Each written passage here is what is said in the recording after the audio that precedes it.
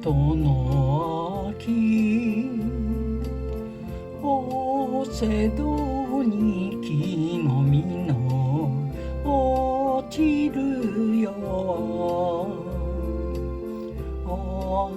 母さんとただ二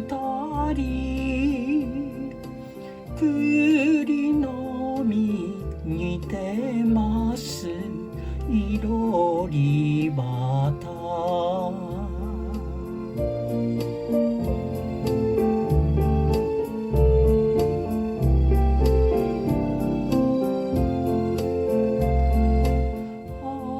明るい明るい星の空泣き泣きよがもの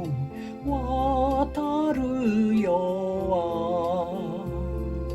あとさんのあ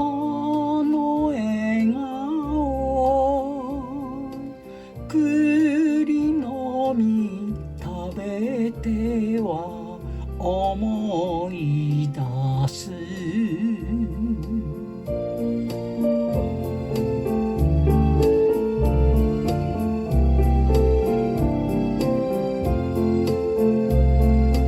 さ